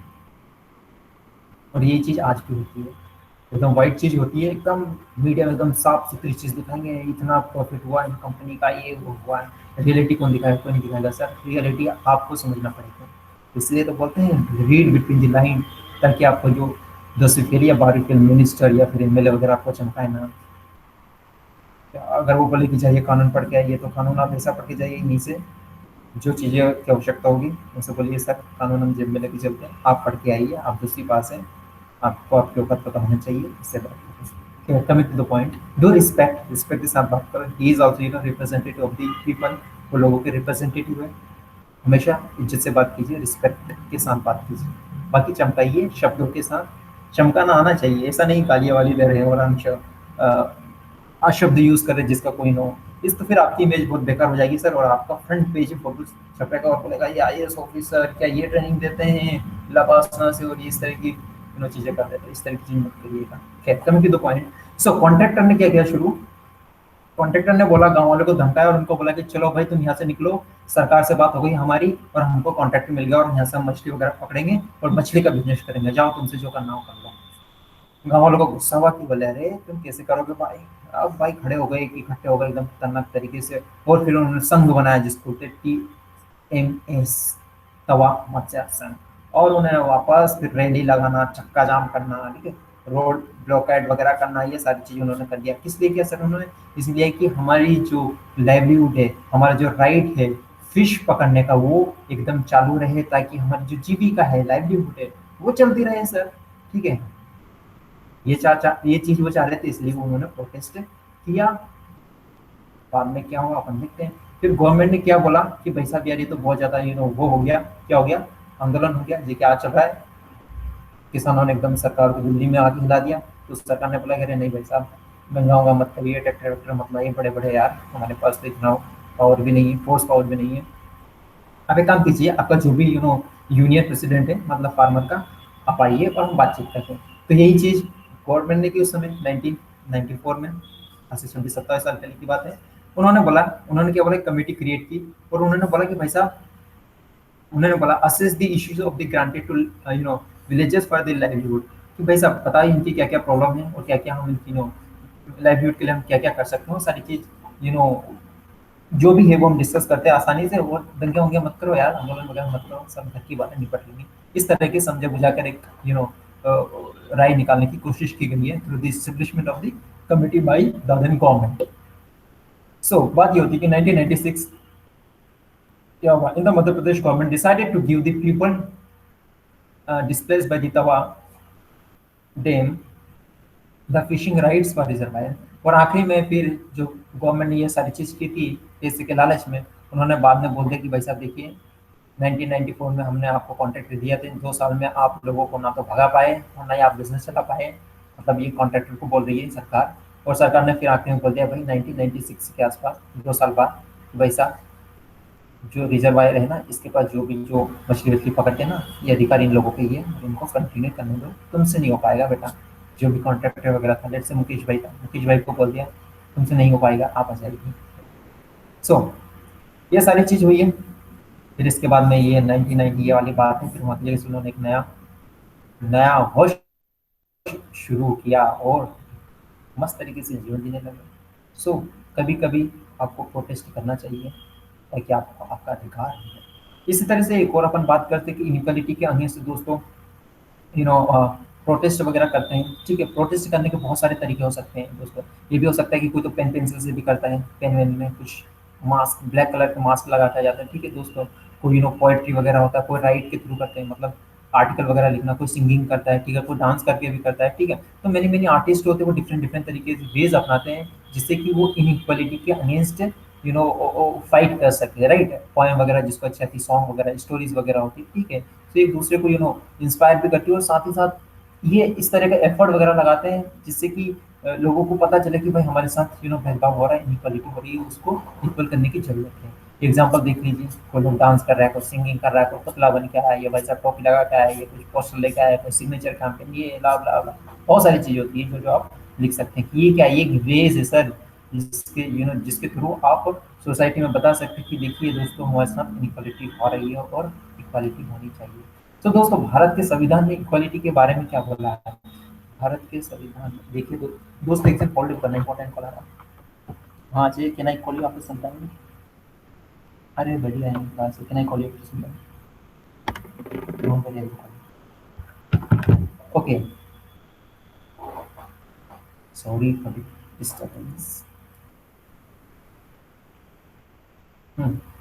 सो दोस्तों, इंडियन कॉन्स्टिट्यूशन की अपन बात कर रहे थे कि जो इंडियन कॉन्स्टिट्यूशन है एक लिविंग डॉक्यूमेंट है। मैंने आपको शायद पहले ही बताया, लिविंग डॉक्यूमेंट क्या है sir? As per your expectation, as per your need, आपकी क्या जरूरत है, सोसाइटी की अभी क्या जरूरत है, इसलिए उसी के अकॉर्डिंग हम कॉन्स्टिट्यूशन में क्या करते हैं सर? अमेंडमेंट करते हैं, संशोधन करते हैं, जिससे क्या होता है कि भाई हमारी नीड होती है वो फुलफिल हो through the constitution of India, isn't it? So आपको पता है कि दोस्तों कॉन्स्टिट्यूशन है वो हमारा रिकॉग्नाइज करता है इक्वालिटी की, इक्वालिटी सभी के साथ होना चाहिए और बराबर है, आर्टिकल 14 से लेकर 18 के बीच में। ठीक है सर, ये फंडामेंटल राइट है। ठीक है, तो दोस्तों अपन ने एग्जांपल दिया, एग्जांपल देखा अपन, जो फिशर वर्कर वगैरह था, है ना, तवा मत्स्य वाला है, मध्य प्रदेश का एग्जांपल देखा, उन्होंने संघ बनाया, इनइक्वालिटी हो रही थी उनके साथ, तो उन्होंने फिर संघर्ष किया, ठीक है, और जस्टिस उनको आखिर मिला। ठीक है, इस तरह से बहुत सारे अपन एग्जाम्पल्स देखे हैं, है ना, जिसके थ्रू कैंपेन वगैरह दिखाया, फजा पार्क वाला देखा, और बहुत सारी चीज़ अपन ने डिस्कस की है प्रीवियस लेक्चर में भी, सिर्फ इक्वालिटी को एग्जिस्ट करवाने के लिए सोसाइटी में। isn't it? So living document है हमारा भारत का संविधान। इसका मतलब क्या है? Something that has real meaning in our life. कुछ ना कुछ मीनिंग होती है सर लिविंग डॉक्यूमेंट में, और हमारी अकॉर्डिंग कुछ ना कुछ चेंज हम करवा सकते हैं थ्रू दी पार्लियामेंट। ऐसा नहीं कि मेरे दिमाग में आया कि भाई चलो यार ये मेरे को संविधान का, जैसे कि कॉन्स्टिट्यूशन का मुझे सी अच्छा नहीं लग रहा है, इसको हटा देता हूँ। भाई ठीक है, आप हटा सकते हो सी, इसकी जगह कुछ और यूज कर लो, एस यूज कर लो। लेकिन भाई मैं अकेला थोड़ा ना कर सकता हूँ, मैं कोई वो थोड़ी ना हूँ। तो वो इन द सेंस कि मैं कोई पार्लियामेंट अपने आप में एक थोड़ी हूँ। कौन इसको अमेंड करेगा? Obviously parliament. So in a democracy the are always community और इंडिविजुअल होते हैं, वो कोशिश करते रहते हैं कि भाई साहब सब लोगों की इक्वालिटी वगैरह हो, उसको कोई नुकसान ना पहुंचाए, और सब हंसी खुशी से रहें, मजे करें, एंजॉय करें, कोई किसी को परेशान ना करे। तुम भी खाओ और हम भी खाएं, ठीक है, ये वाली बातें। तो एक क्यूट सी लड़की है, वो भी सिंगिंग विंगिंग कर रही है, उसके थ्रू भी अपने इशू इनइक्वालिटी है वो गा कर बता रही है कि देखिए ये वाली चीज़ है। एक कोई लड़की है, वो बहुत ही अच्छा गाना गाती है, she comes from the S C category, I am forgetting her name. वो इतनी फेमस हुई, उसको यूएन पता नहीं कहाँ कहाँ से उसको बुलाया गया था। तो एकदम शानदार तरीके से उसने सिंगिंग विंगिंग करती है वो डॉक्टर बी आर अम्बेडकर के ऊपर। सो वो एक तरह से मैसेज देना चाहती है सोसाइटी में कि भाई सब ठीक है, जो भी डिस्क्रिमिनेशन वगैरह, इनजस्टिस, हिस्टोरिकल जस्टिस वगैरह हुआ, लेकिन आज तो मत करो। जो लोग चीज़ आती है पेपर वगैरह में, वो सारी चीज़ों से इंस्पायर होते हुए और अच्छा गाना वाना गाती है। तो सिमिलरली कोई ये महिला है, सॉरी गर्ल है, वो गाना वगैरह गा रही है, ठीक है, इस तरह से बताना चाह रही है कि ये सारी चीज़ें हो रही है, बिल्कुल नहीं होना चाहिए, ठीक है। सो डेमोक्रेसी में ही आपका अधिकार है, और डेमोक्रेसी का जो सेंट्रल थीम जो रहती है वैसे भी इक्वालिटी रहती है। अगर आपके पास इक्वालिटी नहीं है तो भाई डेमोक्रेसी में कोई मतलब नहीं है, ना तो आपको वोट देने का अधिकार होगा, और होगा तो लेट से आपका वोट एक है, लेट से आपकी वैल्यू एक है, और एक अंबानी का वोट है, मुकेश भाई का वोट है, उसकी 25 है, फिर क्या ही है? कुछ नहीं, आपका एक वोट होगा, उसका 25 वोट होगा। जैसे 5-4 लोग बन गए तो 100 हो गए, आप 4 लोग बने 4 ही वोट हो गए। तो बताइए इक्वालिटी होना चाहिए कि नहीं? ऑफकोर्स इक्वालिटी होना चाहिए, ठीक है। सो दोस्तों चैलेंजेस भी होता है इक्वालिटी के, भारत देश या डेमोक्रेसी में अपन बात करते हैं, ठीक है। रीज़न बहुत सारे हो सकते हैं, जैसे कि प्राइवेटाइजेशन की बात करते हैं तो सर्विस में वहाँ की जगह हर लोग नहीं जा सकता ट्रीटमेंट के लिए, तो एक तरह से इनइक्वालिटी भी हो गई, ठीक है। और प्राइवेटाइजेशन का मतलब क्या है? वही है, आपको पता है कि बिजनेस या फिर पर्सनल इंडिविजुअली सर्विस वगैरह प्रोवाइड करता है अपने खुद के पैसे से, अपने खुद के बिजनेस के अकॉर्डिंग, ठीक है। बहुत सारी इक्वालिटी, लो वेज वाली अपन ने बात की, महिलाओं को लो वेज वगैरह दिया जाता है, ठीक है, ये भी एक तरह की इनइक्वालिटी है सर। लेकिन हमारा आर्टिकल 41-42 शायद डीपीएस पहले बोलते हैं कि भाई महिलाओं को भी वेज ठीक ठाक देना चाहिए, बराबर देना चाहिए, but in reality it doesn't happen, ठीक है। एग्जाम्पल अपन ने फार्मर का भी देखा कि वैसा वो कार्टून वगैरह बनाता है, लेकिन सबसे कम प्रॉफिट फार्मर को ही होता है, ठीक है। सबसे ज़्यादा प्रॉफिट किसको होता है? बिजनेसमैन को, ह्यूज प्रॉफिट होता है, ठीक है। तो इनको बोलते हैं सोशियो इकोनॉमिक कंसर्न वगैरह चीज़ होती है, और वो कुछ ना कुछ चलती रहती है। तो ये सारी चीज़ को हटाने के लिए हमारे भारत देश का संविधान, हमारे लोग जो एक्टिव है, जो इंटेलेक्चुअल पर्सन है, वो हमेशा बात करते रहते हैं, आर्टिकल लिखते रहते हैं, और कोशिश करते हैं कि हटाने की, ताकि हट जाए, और कोशिश की गई है और करते हैं हम, ठीक है। सो जो this the core of the struggle for the equality in the democracy. Equality के लिए स्ट्रगल वगैरह सजेस्ट करते हैं। उसका मेन रीजन क्या है कि हमको सर डिग्निटी मिले और सेल्फ रिस्पेक्ट मिले टू ईच अदर पर्सन, ठीक है sir. And their community can only be realised if, मतलब भाई साहब कहने का मतलब ये, and their community can only be realized if they have adequate resource to support and nurture their family, and they are not discriminated। तो ये भाई साहब रिसोर्सेज वगैरह सारी चीज़ होना चाहिए आपके पास, पैसे वैसे होना चाहिए, तो आपके साथ फिर डिस्क्रिमिनेशन नहीं होगा। अगर नहीं है तो फिर इट कैन बी हैपन, फिर डिस्क्रिमिनेशन हो सकता है। तो इक्वालिटी के आधार पर और अपन ने बहुत सारी चीज़ इस क्लास 7 एनसीईआरटी में डिस्कस की है। This end of this chapter, ठीक है। आप उससे रीड कीजिए, मैंने आपको एकदम करेक्ट से बताया है, आप करेक्ट से बताया, और आप पढ़ने की कोशिश कीजिए, धीरे धीरे पढ़िए, आराम से पढ़िए, लेकिन अच्छे से पढ़िए, समझदारी के साथ पढ़िए, बिटवीन द लाइन पढ़िए, बियॉन्ड द लाइन पढ़िए, और समझिए। So that's all from my side. I think मैंने 1 घंटे में आज 2 चैप्टर निपटाए। मैंने आज कोशिश की कि मैं आपको फटाफट पढ़ाऊँ, अच्छा पढ़ाऊँ। चलिए बताइए, कोई किसी का कोई प्रश्न है, कोई दिक्कत, कोई समस्या बताइए, कोई सजेशन बताइए। अमृता, सिरोही, बताइए। ये लास्ट क्लास है इस चैप्टर की, आई मीन इस एनसीईआरटी की। कोई डाउट?